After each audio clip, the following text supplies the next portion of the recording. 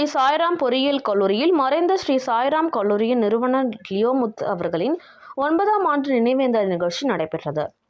சென்னை அடுத்த மேற்கு தாம்பரம் ஸ்ரீ சாய்ராம் பொறியியல் கல்லூரியில் மறைந்த கல்லூரியின் நிறுவனரும் முன்னாள் கல்வி குழும தலைவருமான லியோமுத்து அவர்களின் 9ஆம் ஆண்டு நினைவேந்தல் நிகழ்ச்சி கல்லூரி வளாக நினைவிடத்தில் நடைபெற்றது.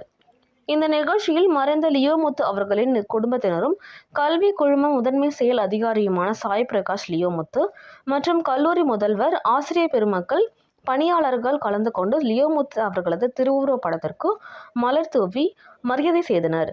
இந்நிகழ்ச்சியில் சிறப்பு விருந்தினராக சென்னை இன்போசிஸ் வியாபார தலைவர் சுஜித் குமார், மாணவர்கள் எவ்வாறு நடந்து கொள்ள வேண்டும் எனவும், கல்வி என்பது வாழ்க்கை தரத்தை எவ்விதமாக உயர்த்தும் என பல்வேறு கருத்துக்களை முன்வைத்து பேசினார். லியோமுத்து நினைவேந்தல் நாளில் சென்னை, காஞ்சிபுரம், செங்கல்பட்டு, திருவள்ளூர் மற்றும் கடலூர் உள்ளிட்ட 5 மாவட்டங்களில் 12ஆம் வகுப்பு பொதுத் தேர்வில் வெற்றி பெற்ற மாணவர்கள் 100 பேருக்கு 10 லட்சம் மதிப்பிலான உதவித்தொகை வழங்கப்பட்டது.